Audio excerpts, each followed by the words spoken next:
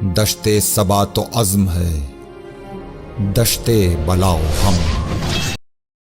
آج 8 محرم کا دن ہے اور 8 محرم کو ہی امام حسین اور ان کے ساتھیوں پر پانی بند ہوئے ایک دن گزر چکا تھا۔ بڑوں نے تو پیاس برداشت کر لی، مگر بچوں میں بے چینی بڑھنے لگی اور میدان کربلا میں العطش کی صدائیں بلند ہونے لگی۔ جب عباس کو جنگ کی اجازت نہیں دی، تب امام حسین علیہ السلام نے حالات کے پیش نظر غازی عباس کو پانی لانے کی اجازت دے دی۔ علی کا شیر بیٹا اس شجاعت سے نکلا کہ کوئی بھی یزیدی اس کے راستے کی دیوار نہیں بن سکتا۔ بس جناب عباس اجازت لے کے شیر کی طرح میدان میں آتے ہیں اور لشکر کو چیر کے ایسے حملہ کرتے ہیں کہ فوج یزید کو خیبر و خندق یاد آ جاتا اور تمام سپاہی بھاگنا شروع کر دیتے ہیں۔ عباس دریائے فرات پر قابض ہو جاتے ہیں، مشک میں پانی بھرتے ہیں اور بی بی سکینہ کو یاد کرتے ہیں۔ بس پانی بھر کر مشک کو اپنے کندھے پر سوار کر کے خیام کی طرف جب پلٹنے لگتے ہیں تو فوج یزید میں یہ آواز بلند ہوتی ہے کہ عباس کو خیمے تک پہنچنے نہیں دینا۔ اے لوگو، سب مل کر وار کرو، اگر پانی حسین تک پہنچ گیا